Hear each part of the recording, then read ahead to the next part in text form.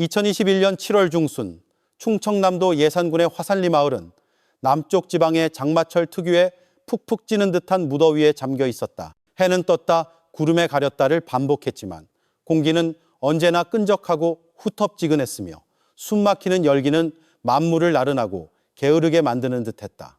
이 조용한 시골 마을의 삶은 수십 년 전부터 정해진 운율에 따라 평온하게 어찌 보면 단조롭게 흘러가고 있었다. 이곳 주민들은 대부분 논농사와 소규모 텃밭 농사로 생계를 꾸렸다. 부유하지는 않았지만 먹고 사는 데는 지장이 없었다. 해가 뜨면 밭으로 나가고 해가 지면 집으로 돌아오는 삶에 익숙했다. 저녁이면 온 가족이 밥상에 둘러앉아 식사를 하고 잠자리에 들며 별다른 사건 없이 하루를 마감했다. 이 절대적인 정적 속에서 한적한 연못의 진흙탕 아래 끔찍한 비밀과 경악할 만한 범죄가 조용히 묻혀 세상에 드러날 날을 기다리고 있다는 것을 아무도 상상하지 못했다. 이야기는 7월 18일에 무더운 어느 정오에 시작되었다. 30대 여성인 이수진 씨는 남편과 아이들의 점심을 챙겨준 후 비가 쏟아질 것 같은 하늘을 보고 친정어머니가 집을 비운 틈을 타 어머니 댁에 잠시 들러 집을 봐주기로 했다. 그녀의 친정어머니인 박미숙 씨의 집은 낮은 담벼락 하나를 사이에 두고 불과 몇 미터 떨어져 있었다. 잡초가 무성한 텃밭 한가운데에 덩그러니 자리한 허름한 단층집이었다. 어머니는 며칠간 서울에 사는 친척집에 다녀오겠다며 가끔 들러서 닭이나 잘 있는지 봐달라고 부탁했다. 집 주위를 한 바퀴 돌며 모든 것이 무사한 것을 확인한 후 수진 씨는 텃밭 끝에 있는 연못을 바라보았다. 초여름에 내린 몇 차례의 비로 왕우렁이 떼가 무섭게 번식해 있었다. 그녀는 저녁 메뉴로 별미 삼아 우렁이 강된장이나 끓여 먹으면 좋겠다고 생각했다. 생각은 곧 행동으로 이어졌다. 수진 씨는 서둘러 바지를 무릎 위까지 걷어 올리고 연못으로 들어갔다. 물은 허리춤까지만 찼다. 고여있는 연못 수면은 얇은 녹조류로 덮여 있었고 그 아래는 탁한 물이 고여 있었다. 수진 씨는 발밑에서 부드럽고 차가운 진흙의 감촉을 뚜렷하게 느낄 수 있었다. 그녀는 허리를 숙여 양손으로 진흙 속을 휘저으며 동글동글하고 매끄러운 우렁이 껍데기를 찾았다. 순식간에 그녀가 들고 온 플라스틱 통은 우렁이로 거의 가득 찼다. 막 일어나서 돌아가려던 참에 그녀의 손에 무언가 이상한 것이 닿았다. 우렁이 껍데기처럼 매끄럽지 않고 돌처럼 단단하며 동그랗고 거친 느낌이었다. 호기심이 생긴 그녀는 양손을 모두 사용해 그것이 무엇인지 더듬어 보았다. 그 물체는 꽤 컸고 두꺼운 진흙층 아래 깊이 밝혀 있었다. 그녀는 온 힘을 다해서야 겨우 그것을 들어올릴 수 있었다. 물체가 서서히 수면 위로 모습을 드러내고 진흙이 씻겨 내려가며 본 모습을 드러냈을 때 수진 씨는 그 자리에 얼어붙었다. 온몸이 뻣뻣하게 굳었고 두 눈은 손에 들린 물체를 향해 커다랗게 뜨여 있었다. 극도의 공포가 가슴을 옥죄어 숨을 쉴 수 없었다. 손에 들고 있던 우렁이통이 물속으로 첨벙하고 떨어졌다. 그것은 푸른 이끼가 얼룩덜룩 낀 사람의 두개골이었다. 검고 퀭한 두 눈구멍과 거의 온전하게 남아있는 치열이 마치 섬뜩한 미소를 짓는 듯했다. 깍! 정오의 정적을 깨는 날카로운 비명이 텃밭 전체에 울려 퍼졌다. 수진 씨는 그 끔찍한 물건을 내던지고 비틀거리며 뒷걸음질치다 탁한 물속에 주저앉았다. 그녀는 소리를 지르며 허우적거리듯 기어 그 저주받은 연못에서 최대한 빨리 벗어나려 애썼다. 무트로 올라온 그녀는 뒤돌아볼 엄두도 내지 못하고 여전히 공포에 질려 의미 없는 비명을 지르며 미친 듯이 집을 향해 달렸다. 그녀의 비명은 작은 마을 전체를 발칵 뒤집어 놓았다. 호기심에 찬 몇몇 이웃들이 달려왔고 핏기 하나 없는 얼굴로 더듬거리며 상황을 설명하는 수진 씨의 이야기를 들었다. 모두가 다리에 힘이 풀리는 것을 느꼈다. 신고는 즉시 화산리 파출소에 접수되었다. 약 20분 후 파출소 경찰관들이 현장에 도착하여 연못 주변 지역을 통제했다. 사건의 심각성을 인지한 파출소는 즉시 예산경찰서에 보고했다. 그리고 얼마 지나지 않아 형사과 수사관들과 충남지방경찰청 과학수사팀 요원들도 현장에 도착했다. 끔찍한 발견이 이루어진 텃밭 끝의 연못은 신속하게 폴리스 라인으로 둘러쳐졌다. 수사관들은 둑 위에 서서 수진 씨의 공포로 인해 아직도 잔물결이 일렁이는 수면을 내려다보았다. 이곳에서 사람의 두개골이 발견된 것은 결코 우연일 수 없었다. 이곳은 살인사건 현장이었다. 하지만 피해자는 누구이며 시신의 나머지 부분은 어디에 있는가? 짧은 회의 끝에 현장 감식팀 지휘관은 단호한 결정을 내렸다. 이 연못의 물을 모두 퍼내야 한다고 대형 양수기 한 대가 동원되었다. 기계의 굉음이 이미 팽팽한 긴장감이 감도는 공기를 갈랐다. 굵은 호스가 물속으로 던져지고 악취나는 탁한 물이 빨려나가기 시작했다. 현장에 있던 모든 사람들은 숨을 죽인 채 곧 드러날 끔찍한 진실을 기다리며 조용히 지켜보았다. 연못의 수위는 서서히 낮아졌고 진흙, 쓰레기, 그리고 왕우렁이 껍데기들이 점차 모습을 드러냈다. 물이 자박자박하게 남았을 때 양수 작업이 잠시 중단되었다. 보호복과 장화를 착용한 팀원들이 긴 막대기를 손에 들고 물속으로 들어가 수색을 시작했다. 그들이 오랫동안 찾을 필요는 없었다. 수진 씨가 두개골을 발견했던 곳 근처에서 한 요원의 막대기 끝이 크고 단단한 덩어리에 닿았다. 그가 동료들에게 신호를 보냈다. 모두가 그곳으로 모여 손과 삽으로 조심스럽게 두꺼운 진흙을 걷어냈다. 그리고 마침내 기이할 정도로 몸을 웅크린 자세의 거의 온전한 형태의 유골이 모두의 눈앞에 나타났다. 하지만 모두를 경악하게 한 것은 유골이 자연스러운 상태로 놓여있지 않다는 점이었다.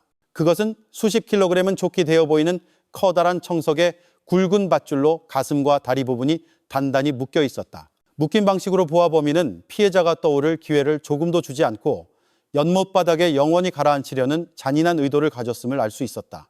이것은 매우 잔혹한 살인 및 시신 유기 사건이었다.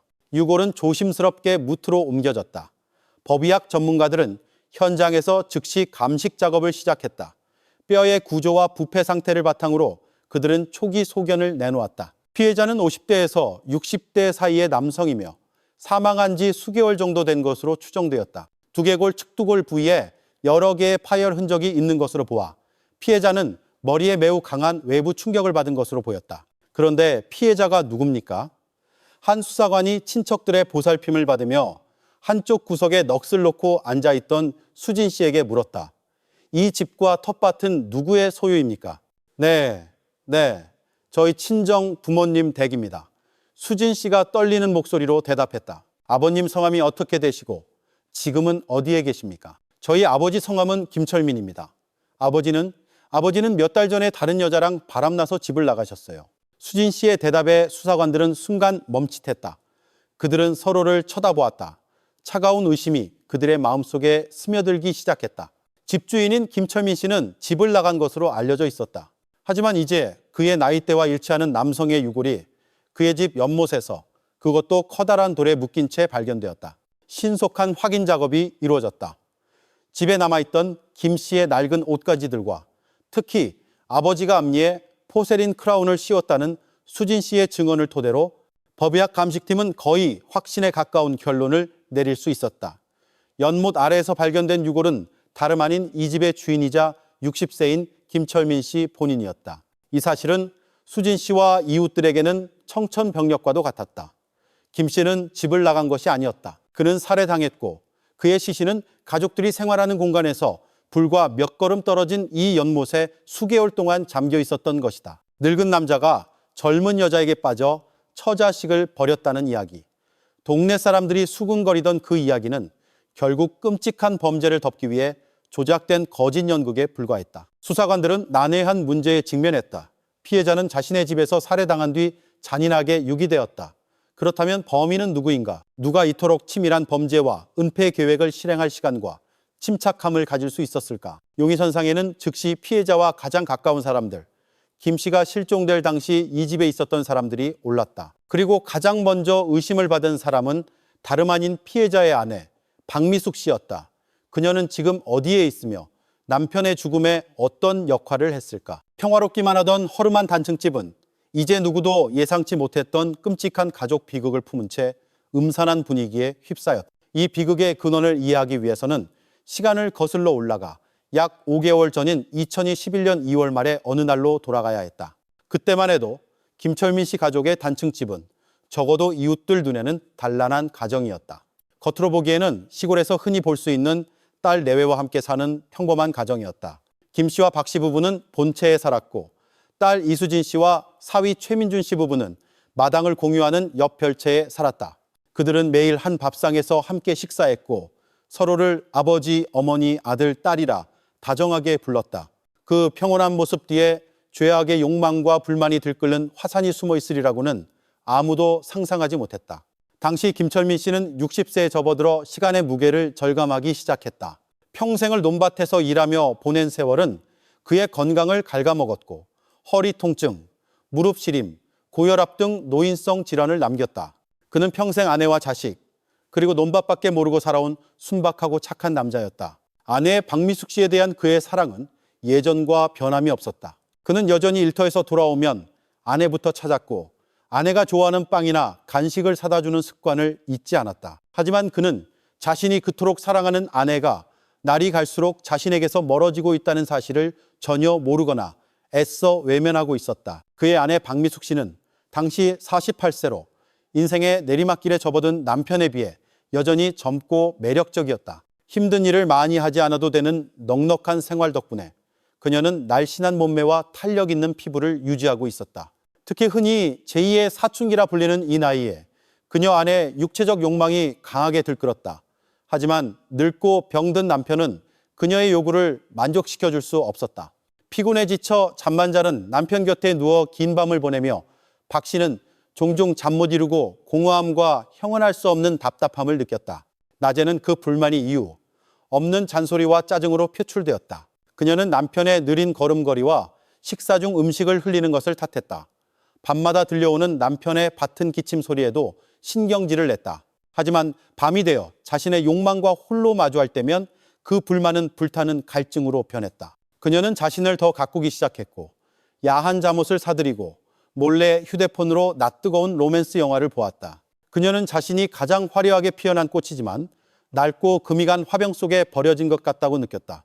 한편 젊은 부부인 수진 씨와 최민준 씨의 삶도 별반 다르지 않았다. 김 씨와 박 씨의 딸인 수진 씨는 아버지를 쏙 빼닮아 순종적이고 착한 여자였다. 그녀는 집 근처 봉제 공장에서 일하고 집에 돌아오면 밥하고 아이들을 돌보느라 정신이 없었다. 그녀의 삶은 단조로운 일상의 반복이었다.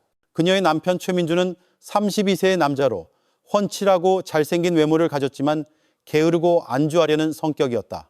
그는 안정적인 직업 없이 집에서 장인, 장모를 도와 잡다한 일을 하며 지냈다. 매일 텃밭에 나가 건성으로 일하거나 동네 친구들과 어울려 술을 마시고 도박을 했다. 그와 수진 씨의 결혼 생활은 이미 오래전에 열정을 잃었다.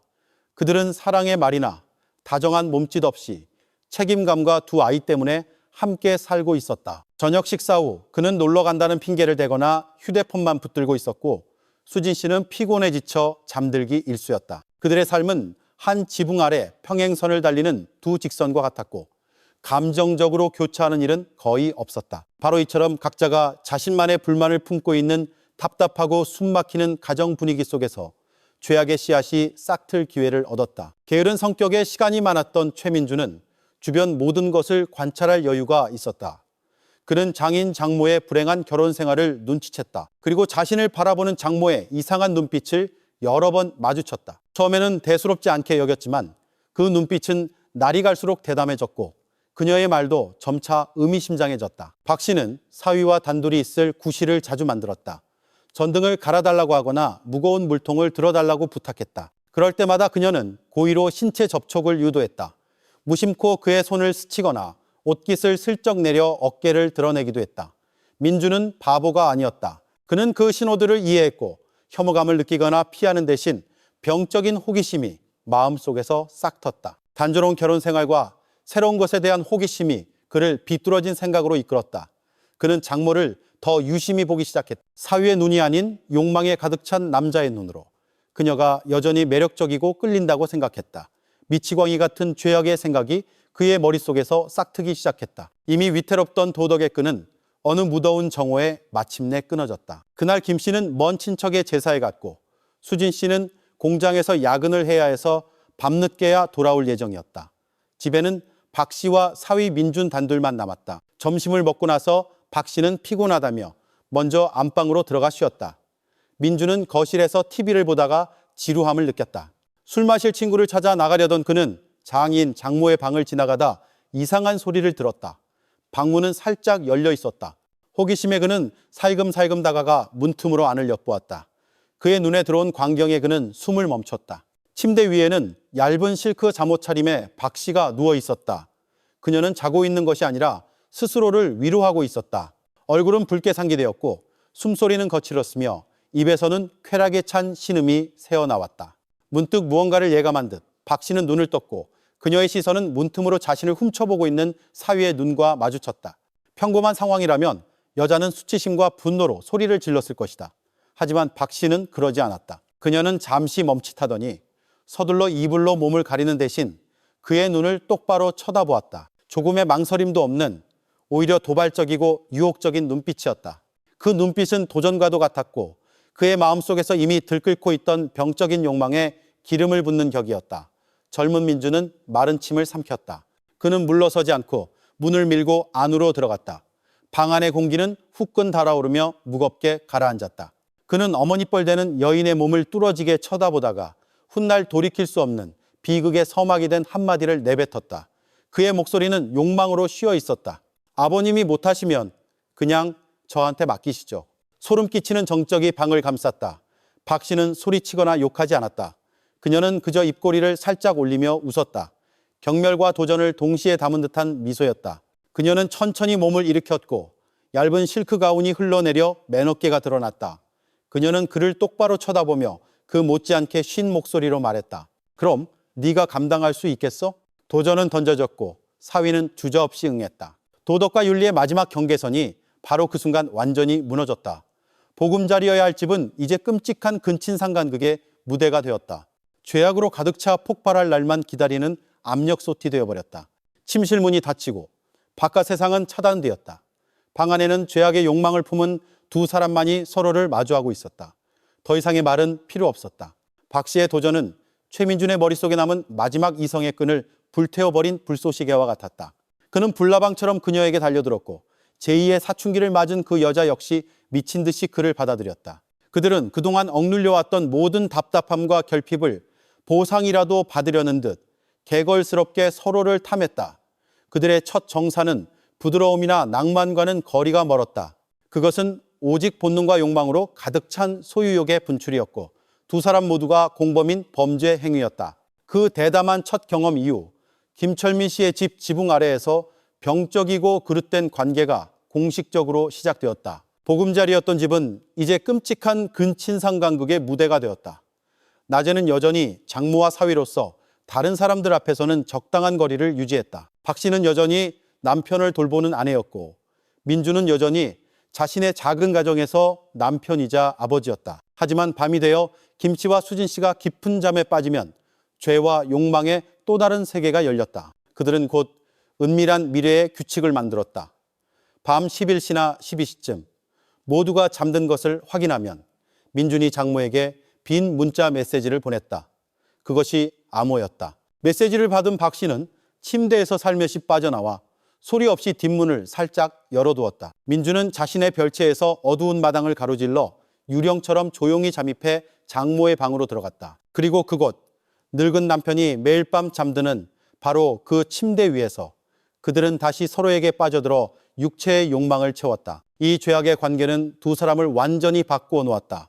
박 씨에게 그것은 진정한 회춘의 묘약과 같았다. 그녀는 다시 살아나는 기분을 느꼈다.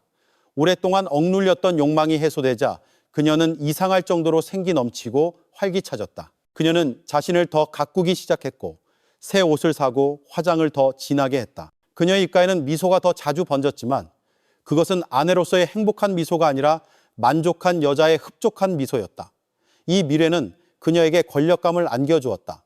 그녀는 육체적 만족뿐만 아니라 운명과 남편의 늙음을 이겨냈다는 느낌을 받았다. 그녀는 점점 더 남편 김 씨를 무시하게 되었다. 이제 남편의 모든 관심과 보살핌은 그녀의 눈에 거추장스럽고 나약한 것으로만 보였다.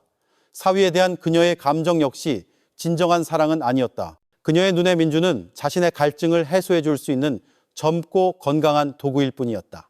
그녀가 이 게임의 지배자이자 주도권을 쥔 사람이었다. 최민준의 감정은 훨씬 더 복잡했다.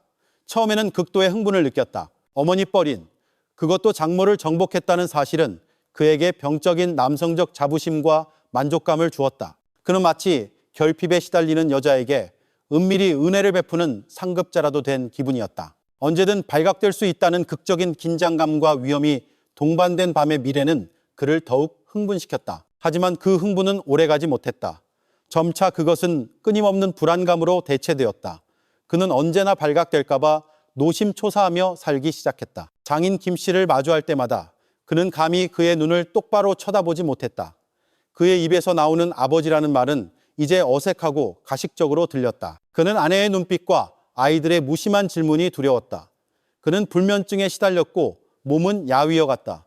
초기의 자만심은 심리적 부담으로 변했다. 그는 이 그릇된 관계를 끝내고 싶었지만 그럴 수 없었다. 그는 이미 그것에 박 씨의 대담함과 권력에 종속되어 있었다. 그는 주도적으로 사냥에 나선 사냥꾼에서 빠져나갈 길 없는 덫에 걸린 사냥감이 되어버렸다. 그들의 대담함은 날이 갈수록 커졌다. 처음에는 김 씨가 깊이 잠들었을 때만 감히 만났다. 하지만 그것에 익숙해지자 그들은 더욱 무모해졌다. 어떤 날은 김 씨가 막 잠이 들었을 뿐인데도 바로 옆방에서 은밀히 일을 벌였다. 한 번은 불과 몇 시간 전까지만 해도 온 가족이 함께 TV를 보던 것을 소파에서 관계를 갖기도 했다. 그리고 당연하게도 주머니 속의 송곳은 언젠가 튀어나오기 마련이었다. 그들이 발각될 뻔한 적도 여러 번 있었다. 어느 날 밤 두 사람이 박 씨의 방에서 뒤엉켜 있을 때 김 씨가 갑자기 몸을 뒤척이며 받은 기침을 했다. 두 사람은 화들짝 놀라 심장이 멎는 듯했다. 그들은 어둠 속에서 숨을 죽인 채 미동도 없이 귀를 기울였다. 다행히 김 씨는 기침 몇 번을 하고는 다시 잠이 들었다. 민주는 식은 땀이 비 오듯 흘러내릴 정도로 겁에 질렸다. 그는 서둘러 옷을 챙겨 입고 도둑처럼 자기 방으로 도망쳤다. 하지만 박 씨에게 그 공포는 오히려 촉매제와 같았다. 애인이 떠난 후 그녀의 마음속에는 걱정뿐만 아니라 방금 아슬아슬하게 위기를 모면했다는 병적인 흥분도 함께 자리했다. 또 한 번은 더욱 위험했다. 그날 정오 김 씨가 밭에 나간 틈을 타 그들은 또다시 은밀히 만났다. 하지만 그들은 그날 수진 씨가 일찍 퇴근할 줄은 몰랐다. 집에 돌아온 수진 씨가 부모님 방을 지나가다 어머니의 낮은 신음소리를 들었다. 그녀는 어머니가 아픈 줄 알고 문을 열고 들어가려 했다. 하지만 손잡이에 손이 닿는 순간 거친 숨을 몰아쉬는 남자의 소리까지 들렸다. 그녀는 그 자리에 얼어붙었다. 그녀는 그것이 남편의 목소리임을 알아챘다. 끔찍한 의심이 머릿속을 스쳤지만 그녀는 서둘러 그 생각을 지워버렸다. 그녀는 그것을 믿고 싶지 않았다.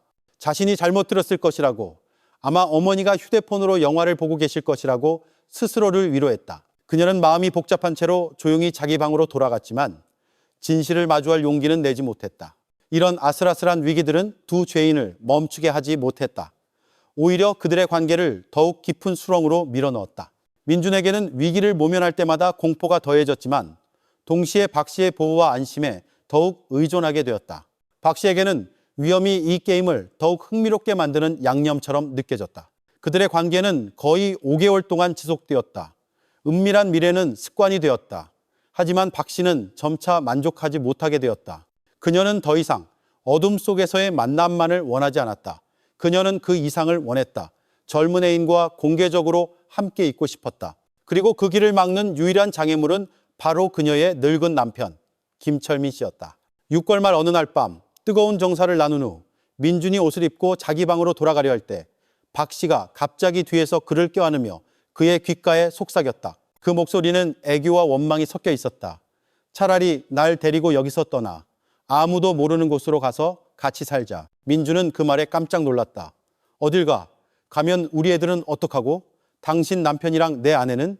아버님이 아시면 어쩌려고? 박 씨는 입술을 삐죽이며 경멸과 짜증이 가득한 목소리로 말했다. 그 영감이 뭘 알겠어? 늙고 병든 노인네는 짐일 뿐이야.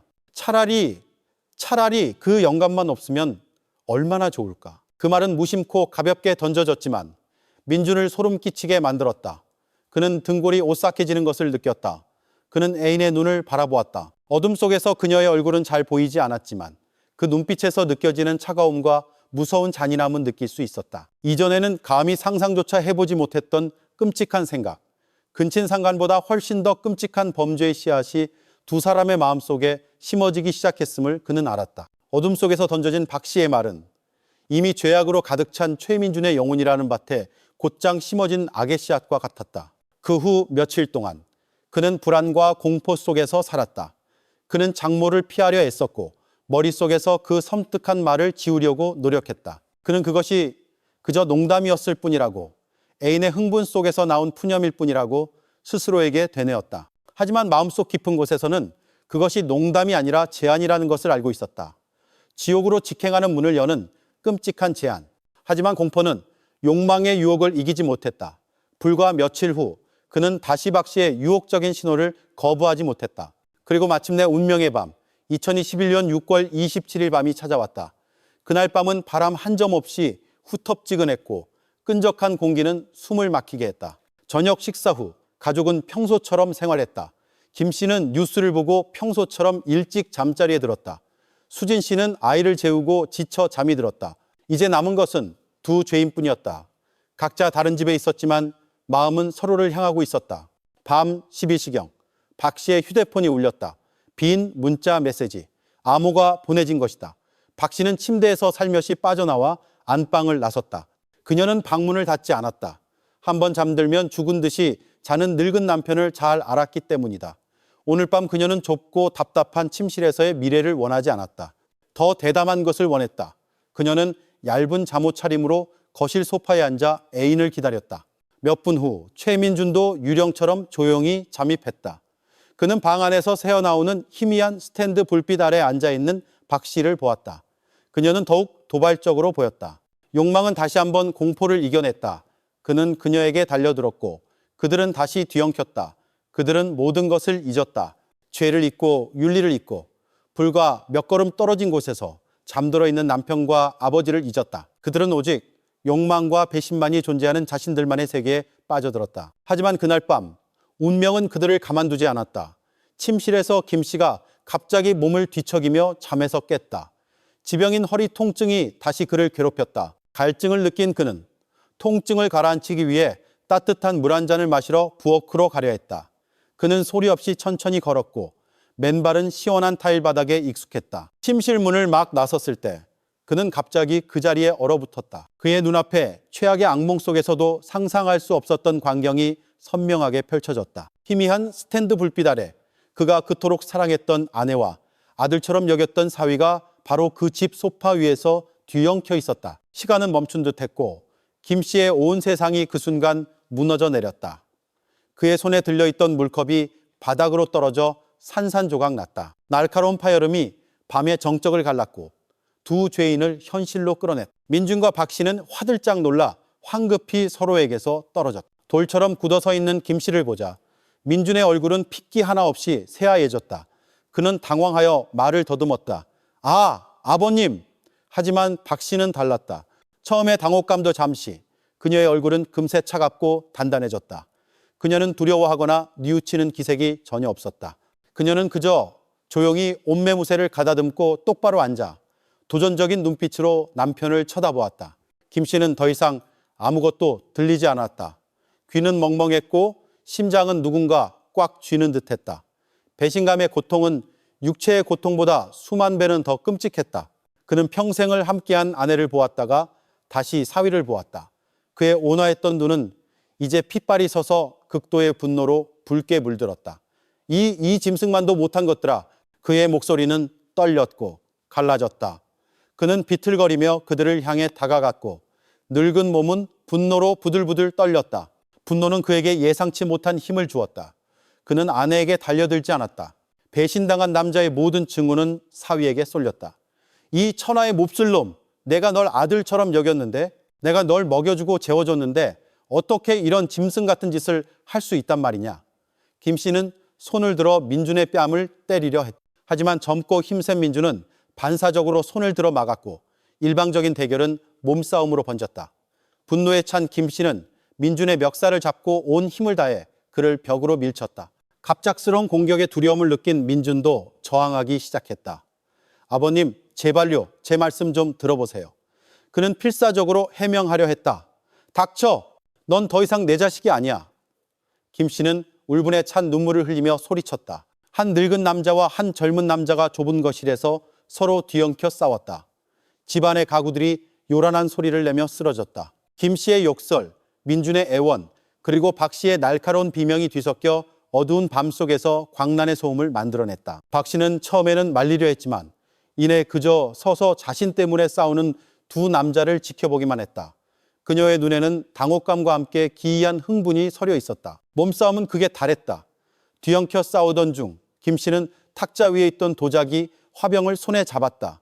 그는 그것을 높이 들어 죄 많은 사위의 머리를 내리치려 했다. 목숨의 위협을 느낀 민주는 극도의 공포 속에서 더 이상 생각할 겨를이 없었다. 그는 젊은 남자의 온 힘을 다해 김 씨를 강하게 밀쳐냈다. 그것은 공포와 절망이 담긴 매우 강력한 밀침이었다. 이미 늙고 쇠약한 데다 흥분 상태에 있던 김 씨는 그 힘을 감당할 수 없었다. 그는 비틀거리며 몇 걸음 뒤로 물러나다 발이 꼬여 균형을 잃었다. 쿵! 소름 끼치도록 둔탁한 소리가 울려 퍼졌다. 김 씨의 등은 벽에 부딪혔지만 그의 머리는 견고한 목재 제사상의 날카로운 모서리에 그대로 부딪혔다. 방 안에는 갑자기 소름 끼치는 정적이 흘렀다. 김 씨는 비명 한 번 지르지 못했다. 그의 눈은 잠시 크게 뜨였다가 서서히 감겼다. 그의 늙은 몸은 힘없이 바닥으로 미끄러져 내렸다. 그는 미동도 없이 누워 있었다. 그의 뒤통수에서 붉은 피가 흘러나와 하얀 타일 바닥 위로 번져나갔다. 민준과 박 씨는 그 자리에 얼어붙었다. 몸싸움에 거친 숨소리는 멎었고 두 사람의 가슴 속에서 쿵쾅거리는 심장 소리만 남았다. 사위는 장인의 움직이지 않는 몸을 뚫어지게 쳐다보았고 두 손은 걷잡을 수 없이 떨렸다. 박 씨는 손으로 입을 막았고 두 눈은 공포로 가득 차 커다랗게 뜨였다. 그들의 근친 상간이라는 죄악은 이제 돌이킬 수 없는 비극으로 치달았다. 김 씨는 생사불명 상태로 누워 있었다. 그리고 두 죄인은 운명을 가를 결정의 기로에 섰다. 그 결정은 남은 인간성을 구원하거나 혹은 두 사람 모두를 죄악의 수렁으로 더욱 깊이 밀어넣을 것이었다. 둔탁한 충격음 뒤의 정적은 영원처럼 길게 느껴졌다. 그 순간 최민준과 박 씨는 모두 꼼짝 않고 서서 바닥에 쓰러져 있는 김 씨의 몸에서 눈을 떼지 못했다. 그의 머리 뒤에서 흘러나온 피는 차가운 타일 바닥 위에서 섬뜩한 비극의 증거처럼 조용히 번져나갔다. 몸싸움의 분노와 공포는 사라지고 원초적인 두려움만이 세포 하나하나에 스며들어 두 죄인의 심장을 옥죄었다. 최민준이 먼저 정신을 차렸다. 그는 온몸을 사시나무 떨듯 떨었고 이가 딱딱 부딪혔다. 그는 방금 일어난 일을 믿을 수 없었다. 자신을 방어하려던 한 번의 밀침이 끔찍한 결과를 낳았다. 그는 비틀거리며 다가갔고 다리에 힘이 풀려 주저앉을 것만 같았다. 그는 장인 곁에 무릎을 꿇고 떨리는 손을 뻗어 그를 흔들려 했다. 아버님, 아버님, 정신 좀 차려보세요, 아버님. 그의 목소리는 흐느낌 섞인 채 갈라져 나왔다. 하지만 김 씨는 아무런 반응이 없었다. 그의 숨은 미약하게 끊어질 듯했고 눈은 굳게 감겨 있었으며 머리 밑에 피웅덩이는 점점 더 커져갔다. 민주는 김 씨의 가슴에 귀를 대보았다. 심장 소리는 거의 들리지 않을 정도로 약했다. 극도의 공포가 그의 정신을 지배했다. 그는 엄청난 일을 저질렀다. 장인을 이 지경으로 만들었다. 그는 감옥에 갈 것이고 죗값을 치를 것이다. 그 순간 그의 머릿속에 떠오른 유일한 생각은 도망치는 것이었다. 여기서 도망쳐야 해. 죄로부터, 이 모든 것으로부터 도망쳐야 해. 그는 황급히 일어나 비틀거리며 문으로 달려가려 했다. 가야 해. 도망쳐야 해. 그는 미친 사람처럼 중얼거렸다. 하지만 그가 몸을 돌리는 순간 얼음장처럼 차가운 손이 그의 손목을 꽉 붙잡았다. 박 씨였다. 그는 애인을 돌아보고는 경악했다. 그녀의 얼굴에서 초기의 공포는 사라지고 그 자리에는 무서울 정도로 침착한 표정이 자리 잡고 있었다. 그녀의 눈에는 더 이상 당황한 기색이 없었고 어둠 속에서 번뜩이는 날카롭고 냉정한 계산적인 시선만이 있었다. 그녀는 바닥에 쓰러져 죽어가는 남편을 보지 않았다. 그녀는 애인의 눈을 똑바로 쳐다보며 마른 입술 사이로 강철처럼 단단한 목소리를 내뱉었다. 어딜 가려는 거야? 도망쳐야 해요. 아버님이 돌아가실 것 같아요. 민준이 더듬거리며 손을 빼려 했다. 닥쳐. 박 씨가 위압적인 속삭임으로 소리쳤다. 지금 도망치면 우리 둘 다 죽는 거야. 네가 도망칠 수 있을 것 같아? 경찰은 하루 안에 널 찾아낼 거야. 그때 네가 날 불면 우리 둘 다 감옥에서 뼈가 썩는 거라고. 그녀의 말은 민준의 공포에 찬물을 끼얹은 듯 그를 냉혹한 현실로 끌어당겼다. 그렇다. 지금 어디로 도망친단 말인가? 모두가 그가 김 씨의 사위이며 바로 여기서 산다는 것을 아는데 그럼 이제 어떡해요? 민준이 떨리는 목소리로 물었다. 이제 그는 전적으로 이 여자의 결정에 의존하게 되었다. 아버님을 병원에 맞아요. 응급실로 모셔야 해요. 한 줄기 희망이 그의 머릿속을 스쳤다. 제때 병원으로 옮기면 김 씨가 살아날지도 모른다. 그러면 그의 죄도 가벼워질 것이다. 그는 무릎 꿇고 용서를 빌 것이다. 하지만 박 씨는 그 희미한 희망의 불씨를 차갑고 소름 끼치는 냉소로 꺼버렸다. 미쳤어? 그 영감을 병원에 데려가자고? 그녀는 경멸 가득한 목소리로 말했다. 그래서 그 영감이 깨어나서 우리 딸한테, 이웃들한테, 경찰한테 전부 다 얘기하게? 이 집안에서 너랑 내가 붙어먹은 걸 온 세상이 다 알게 하자고? 그때는 무슨 낯으로 살아? 감옥 가는 걸로 안 끝나. 그때는 그냥 강물에 머리 쳐박고 죽는 게 덜 창피할 거야. 그녀의 말 한마디 한마디는 이미 혼란스러운 민준의 마음에 비수처럼 꽂혔다. 그는 아무런 반박도 하지 못한 채 얼어붙었다. 그녀의 말이 맞았다. 김 씨가 살아남는다면 두 사람의 인생은 끝장이다. 명예, 가족, 모든 것이 산산조각 날 것이다.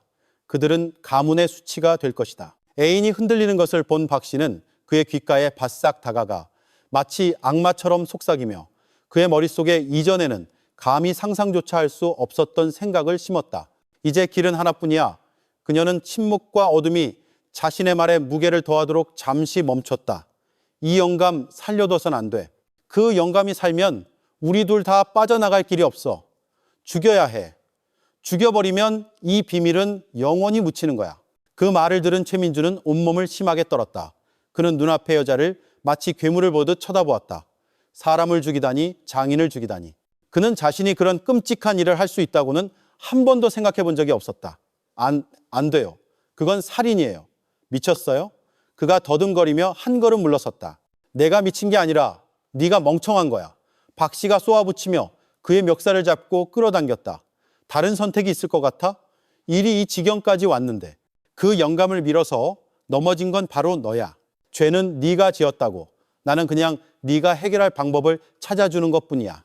둘 다 같이 죽거나 아니면 그 영감 혼자 죽거나 선택해. 그녀의 말은 유혹이자 협박이었다. 그녀는 교묘하게 모든 죄를 그에게 떠넘겨 그를 공범에서 주범으로 만들어버렸다. 민주는 김 씨의 몸을 내려다보았다가 다시 박 씨의 마력적인 눈을 보았다.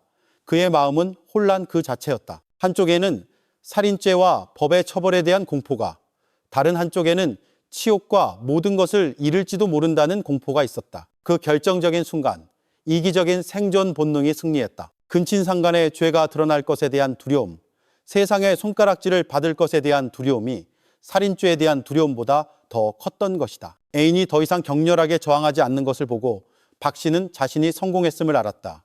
그 여자 안에 있던 악마가 완전히 깨어났다. 그녀는 민준을 놓고 조용히 부엌으로 들어갔다. 몇 초 후 그녀는 돌아왔다. 그녀의 손에는 나무 절구꽁이가 들려 있었다. 평소에 개를 빻거나 후추를 빻는 데 쓰던 아직 검은 후추, 알갱이가 몇 개 붙어 있는 그 절구꽁이가 이제 살인 흉기가 되려 하고 있었다. 그녀는 아무 말 없이 조용히 절구꽁이를 민준에게 건넸다. 사위는 애인의 손에 들린 절구꽁이를 보며 두 손을 벌벌 떨었다. 그는 그것을 받고 싶지 않았지만 명령과 격려가 뒤섞인 박 씨의 눈빛에는 마치 최면을 거는 듯한 힘이 있어 그로 하여금 손을 내밀게 했다. 그의 손이 차가운 절구꽁이에 닿았다. 해. 박 씨가 아무런 감정 없는 목소리로 속삭였다. 누가 보기 전에 빨리 해. 애인의 부추김과 막다른 골목에 몰린 공포에 최민주는 더 이상 제정신이 아니었다. 그는 마치 줄에 매달린 꼭두각시 같았다. 그는 몸을 돌려 바닥에서 숨을 헐떡이는 장인을 향해 다가갔다. 그는 차마 그의 얼굴을 볼 수 없어 두 눈을 질끈 감았다. 김 씨가 자신을 아들처럼 잘 대해주던 날들의 기억이 머릿속을 스쳐 지나갔다. 하지만 이내 자신의 끔찍한 죄와 감옥살이와 치욕의 미래가 그 기억을 덮어버렸다. 그는 나무 절구꽁이를 높이 쳐들었다. 그리고 공포와 절망 속에서 내리쳤다. 퍽 하는 끔찍한 소리가 울려 퍼졌다. 그리고 두 번째, 세 번째 소리가 이어졌다. 그는 마치 자신의 모든 공포와 죄를 그 타격에 쏟아붓듯 자신이 아버지라 부르던 사람의 머리를 미친 듯이 내리쳤다. 피가 사방으로 튀어 그의 얼굴과 옷에 묻었다. 그는 박 씨가 그의 어깨에 손을 얹고 여전히 얼음처럼 차가운 목소리로 말했을 때야 멈췄다. 됐어. 확실히 죽었어. 최민주는 눈을 떴다. 나무 절구꽁이가 그의 손에서 미끄러져 툭 하는 건조한 소리를 내며 바닥에 떨어졌다. 그는 자신의 작품을 내려다보았다. 김 씨의 두개골은 형체를 알아볼 수 없을 정도로 으스러져 있었다. 그는 비틀거리며 뒤로 물러나다 바닥에 주저앉았다. 그는 두 손으로 머리를 감싸준 채 온몸을 경련하듯 떨었다. 범죄는 완성되었다. 인간과 악마의 마지막 경계선은 넘어섰다. 피비린내가 진동하는 거실에서 두 살인자는 피해자의 시신을 마주하고 앉아 있었다. 하지만 사위가 극도의 공포에 빠져 있는 동안 그 여자 장모는 이상할 정도로 침착했다. 그녀는 아무런 감정 없이 남편의 시신을 쳐다보았다. 그녀의 머릿속에서는 이 끔찍한 범죄를 은폐하기 위한 새로운 계획이 세워지고 있었다. 집안은 숨막히는 정적에 잠겼고 최민준의 거친 숨소리만이 들렸다. 그는 구석에 웅크리고 앉아 두 손으로 머리를 감싸 쥔 채 광적인 폭력의 여파로 여전히 몸을 떨고 있었다. 그는 장인의 시신을 바닥에 점점 넓게 퍼져나가는 피웅덩이를 감히 쳐다보지 못했다. 그의 머릿속은 텅 비었고 원초적인 공포가 모든 것을 삼켜버렸다. 그는 사람을 죽였다. 그의 손은 피로 물들었다. 이 죄는 평생 그를 따라다닐 것임을 그는 알았다. 사위가 무너져 내리는 동안 박미숙 씨는 비정상적으로 침착했다. 초기의 공포는 지나갔다. 이제 가장 큰 죄가 저질러졌고 더 이상 물러설 곳이 없게 되자 그 여자 안에 있던 잔인하고 냉정한 생존 본능이 깨어나 그녀를 완전히 지배했다. 그녀는 두려워하거나 후회하며 시간을 낭비하지 않았다. 그녀는 남편의 시신을 보았다가 사시나무 떨듯 떠는 사위를 보았다. 그녀의 머릿속에서는 두 사람 모두를 위한 탈출 계획이 신속하게 세워졌다. 그녀는 민준에게 다가갔다. 위로도 책망도 없었다. 그녀는 그의 팔을 잡아 거칠게 일으켜 세웠다. 일어나! 그녀의 목소리는 날카롭고 차가웠다. 여기 앉아서 울고 있을 시간 없어. 내일 아침에 경찰이 와서 우리 둘 다 잡아가길 바라는 거야? 그녀의 냉정함은 이상하게도 민준을 진정시키는 힘이 있었다. 그는 눈물과 피로 범벅이 된 얼굴을 들어 마치 구세주를 보듯 그녀를 쳐다보았다. 이제 어떡해요? 내 말 들어. 박 씨가 명령했다. 이제 그녀가 완전히 상황을 통제했다. 우선 여기 깨끗하게 치워야 해. 핏자국 하나도 남기면 안 돼. 그러고 나서 이 시체를 버려야 해. 아무도 절대 찾지 못할 곳에. 말이 끝나기 무섭게 그녀는 욕실로가 물통과 걸레 그리고 락스 한 병을 가져왔다. 그녀는 민준에게 걸레를 던졌다. 닦아. 깨끗하게 닦아. 나는 이거 처리할 테니. 그녀는 침착하게 깨진 유리 조각을 치우고 화병에 묻은 지문을 닦았다. 그녀는 민준에게 깨끗한 옷을 가져다 주었고 그의 피 묻은 옷과 절구꽁이는 모두 검은 비닐봉지에 담았다. 그녀의 모든 행동은 마치 이 일을 수백 번은 해본 사람처럼 단호하고 망설임이 없었다. 최민준은 기계처럼 그녀의 말을 따랐다. 그는 바닥에 무릎을 꿇고 자신이 방금 죽인 사람의 피웅덩이를 묵묵히 닦았다. 코를 찌르는 피비린내에 구역질이 났지만 박 씨의 칼날 같은 시선이 그를 뚫어지게 쳐다보고 있어 멈출 수 없었다. 그는 닦고 또 닦고 락스로 바닥을 문질러 범죄의 모든 흔적을 지우려 했었다. 거의 1시간 후 살인 현장은 믿을 수 없을 정도로 깨끗하게 정리되었다. 바닥은 완전히 말랐고 핏자국은 찾아볼 수 없었다. 모든 가구는 제자리로 돌아왔다. 얇은 담요로 임시로 덮어놓은 김 씨의 시신만 아니었다면 이곳에서 방금 잔혹한 살인사건이 일어났다고는 아무도 생각하지 못했을 것이다. 이제 시체야. 박 씨가 여전히 변함없는 목소리로 말했다. 뒷마당 연못으로 가져가서 던져버리는 게 제일 안전해. 그곳은 그녀가 가장 깊고 진흙이 많다는 것을 아는 곳이었다. 하지만 떠오를 텐데요. 민준이 더듬거렸다. 안 떠올라. 박 씨가 단호하게 대답했다. 방법이 있어. 따라와.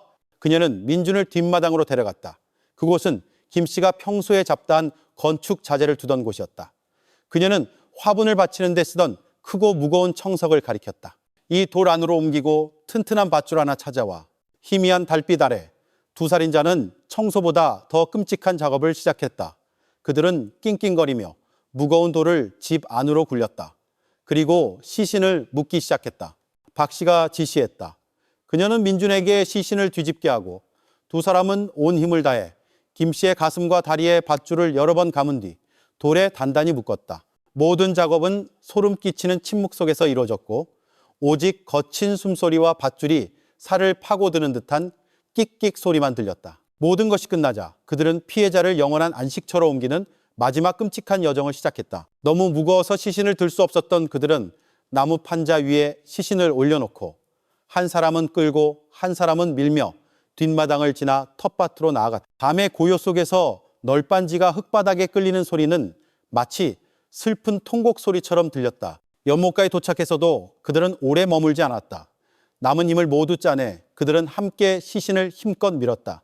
첨벙 하는 물소리가 정적을 깼다. 시신은 돌과 함께 검은 물속으로 가라앉았고 몇 개의 기포만 남긴 채 깊은 진흙 속으로 빠르게 사라졌다.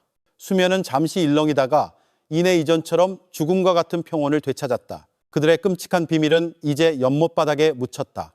그들은 땀과 진흙으로 범벅이 된 채 거친 숨을 몰아쉬며 서 있었다. 범죄는 은폐되었지만 박 씨는 이것만으로는 충분하지 않다는 것을 알았다. 모든 사람을 속이기 위한 완벽한 이야기, 완벽한 연극이 필요했다. 다음 날 아침 사람들은 여전히 박 씨가 평소처럼 일찍 일어나는 것을 보았다. 그녀는 시장에 가서 이웃들에게 인사를 건넸지만 슬프고 근심 어린 표정이었다. 그녀는 친한 이웃 몇 명에게 어젯밤 남편과 크게 다퉜다고 털어놓았다. 남편 김 씨가 화가 나서 옷 몇 벌을 챙겨 그 밤에 바로 집을 나가버렸다고. 그녀는 심지어 눈물을 흘리며 아마도 남편이 평소에 몰래 만나던 시내의 어떤 여자에게로 간 것 같다고 한탄했다. 김 씨가 바람나서 집을 나갔다는 이야기는 금세 온 동네에 퍼졌다. 사람들은 늙어서 주책이라며 그를 경멸하면서도 남편에게 버림받은 그녀를 동정했다. 아무도 조금도 의심하지 않았다. 며칠 후 자신의 계획을 더욱 완벽하게 만들기 위해 박 씨는 다시 시장에 갔다. 이번에는 왕우렁이 종패를 한가득 사왔다. 집에 돌아온 그녀는 아무렇지 않게 그 우렁이들을 뒷마당 연못에 쏟아부었다. 딸 수진 씨가 그것을 보고 묻자 그녀는 퉁명스럽게 대답했다. 물 좀 깨끗하게 하려고. 나중에 잡아먹을 것도 생기고 좋잖아. 그것은 치밀하고 잔인한 마지막 한 수였다. 그녀는 왕우렁이가 매우 빨리 번식하고 잡식성이라 연못 아래에 시신을 한 달이면 뼈만 남기고 다 먹어치울 수 있다는 것을 알았다. 연극은 완벽하게 꾸며졌다. 김 씨는 공식적으로 이 세상에서 사라졌다. 박 씨는 남편에게 버림받은 불쌍한 아내 역할을 연기했다. 최민주는 장모 곁에서 그녀를 위로하고 보살피는 효심 깊은 사위 역할을 했다. 그들은 한 지붕 아래 살면서 이제 아무런 장애물도 없는 근친 상간 관계를 계속했다. 그들을 묶어준 것은 사랑이 아니라 바로 그들 집 뒤뜰 연못바다 깊은 곳에 잠들어 있는 씻을 수 없는 죄악과 끔찍한 비밀이었다. 박미숙과 최민준이 꾸민 기만극은 완벽했다. 5개월 동안 그들은 자신들의 범죄 바로 위에서 살면서 거짓된 평온한 가족이라는 껍데기 속에서 병적인 근친상간 관계를 이어갔다. 딸 이수진 씨와 예산군 화산리의 이웃들은 아무도 의심하지 않았다. 그들은 단지 남편에게 버림받은 불쌍한 여자와 장모를 돌보기 위해 남은 효심 깊은 사위를 안타깝게 여길 뿐이었다. 그 끔찍한 비밀은 수진 씨가 우렁이를 잡기 위해 연못에 들어갔던 그 운명의 정오가 아니었다면 아마 진흙 속에서 영원히 묻혔을 것이다. 김철민 씨의 유골이 인양되면서 연극은 막을 내려야 할 때가 왔다. 충남지방경찰청의 수사는 신속하게 진행되었다. 피해자가 자택에서 발견된 살인사건이었기에 용의선상은 즉시 좁혀져 김 씨가 실종될 당시 함께 살았던 유일한 두 사람, 박미숙과 최민준에게 집중되었다. 두 사람은 경찰서로 소환되어 조사를 받았다. 처음에는 둘 다, 특히 박 씨는 매우 침착했다. 수사관들 앞에서 이 여자는 뛰어난 비극 연기를 펼쳤다. 그녀는 남편이 집을 나간 것이 아니라 살해당했다는 사실을 알고는 충격과 고통에 빠졌다며 울고불고 난리를 쳤다. 그녀는 자신은 아무것도 모른다고 한결같이 주장했으며 남편이 밖에서 누군가와 사업상 원한 관계가 있어 집까지 찾아와 보복한 것 같다는 가설까지 내놓았다. 그녀의 진술은 빈틈없이 매끄러웠고 얼굴 표정과 몸짓은 남편을 잃은 아내의 극심한 슬픔을 보여주었다. 최민주는 그녀만큼 침착하지 못했다. 애인에게 단단히 주의를 받았지만 지난 5개월간 그의 마음을 짓눌러온 죄의 무게는 너무나 컸다. 그는 준비된 시나리오에 따르려 애썼지만 얼굴은 늘 창백했고 시선은 불안했으며 두 손은 깍지를 낀 채 떨리고 있었다. 그는 말다툼 끝에 김 씨가 집을 나갔다는 이야기를 반복했지만 목소리에는 자신감이 없고 앞뒤가 맞지 않았다. 노련한 수사관들은 민준이 가장 약한 고리임을 즉시 알아차렸다. 그들은 두 용의자를 분리하여 신문하기로 결정했다. 박 씨는 잠시 그녀의 연극을 계속하도록 내버려 두었고 민준에게는 그의 심리적 방어벽을 무너뜨리기 위해 총력을 기울였다. 조사실에서 한 수사관이 책상 위에 현장 사진들을 늘어놓았다. 돌에 단단히 묶인 유골 사진, 으스러진 두개골을 확대한 사진. 보세요. 수사관이 낮고 단호한 목소리로 말했다. 이건 단순한 보복살인이 아닙니다. 아주 치밀하게 계획된 살인 및 시신유기 사건이에요. 범인은 이 집과 텃밭을 아주 잘 알고 누구에게도 발각되지 않고 이 모든 것을 실행할 충분한 시간이 있었던 사람입니다. 누구라고 생각합니까? 민주는 사진을 보고 등에서 식은땀이 흘렀다. 그는 고개를 푹 숙인 채 차마 쳐다보지 못했다. 저는 모릅니다. 모른다고요? 수사관이 목소리를 높였다. 바로 여기서 살았고 피해자가 살해될 당시에 집에 있던 유일한 남자인데 아무것도 모른다는 게 말이 됩니까? 요즘 과학수사는 매우 발달했습니다. 아무리 작은 흔적이라도 찾아낼 수 있어요. 5개월이 지나도 남은 머리카락 한 올, 지문 하나만으로도 범인을 밝혀낼 수 있습니다. 솔직하게 자백하는 것이 당신에게 유일한 가명사유가 될 겁니다. 압박은 점점 더 거세졌다. 김 씨가 사라진 날 밤에 대한 그의 진술 속 모순을 파고 드는 질문들이 쉴 새 없이 이어졌다. 그는 점점 더 당황했고 앞선 대답과 뒤따르는 대답이 서로 어긋났다. 그가 애써 쌓아 올린 거짓의 벽에 균열이 생기기 시작했다. 마침내 다른 수사관이 증거물인 두개골을 가져와 그의 바로 앞 책상 위에 놓았을 때 최민주는 완전히 무너져 내렸다. 자신이 직접 내리쳐 으스러뜨린 장인의 두개골이 이제 눈앞에서 말없는 고발을 하고 있었다. 지난 5개월간 억눌려왔던 죄책감과 공포가 터져 나왔다. 그는 아이처럼 흐느껴 울다가 책상에 머리를 밟고 자신의 모든 죄를 자백했다. 그는 처음부터 끝까지 모든 것을 털어놓았다. 장모와의 근친상간 관계부터 김 씨에게 발각되었던 운명의 밤까지 그는 몸싸움과 김 씨의 추락에 대해 이야기했고 진술 과정에서 모든 죄를 애인에게 떠넘기려 했다. 그는 자신이 실수로 김 씨를 밀쳤을 뿐이며 증거를 인멸하기 위해 피해자를 죽여야 한다고 냉정하게 결정한 것은 바로 박 씨였다고 말했다. 그녀가 자신에게 절국공의를 줬고 범행을 저지르도록 부추기고 강요했으며 그 후 침착하게 시신 유기 및 은폐 계획을 모두 세웠다고 진술했다. 민준의 자백이 확보되자 박미숙과의 심리전은 훨씬 간단해졌다. 수사관들은 그녀에게 애인의 자백 녹음 일부를 들려주었다. 민준의 목소리를 듣고 그가 모든 죄를 자신에게 떠넘기는 것을 듣자 슬픈 연기를 하던 박 씨의 얼굴이 순간 굳어졌다. 눈물이 그렁그렁하던 그녀의 눈은 메말랐고 분노로 이글거렸다. 슬픔은 사라지고 그 자리에는 배신감에 대한 극도의 분노와 증오만이 남았다.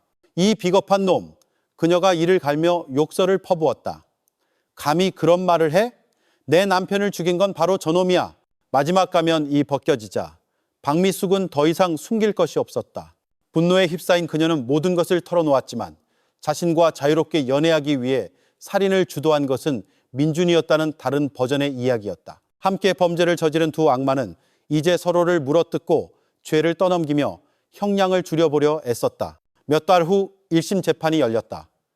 피고인석에 선 한때 연인이었던 두 사람은 이제 증오의 눈빛으로 서로를 쳐다보았다.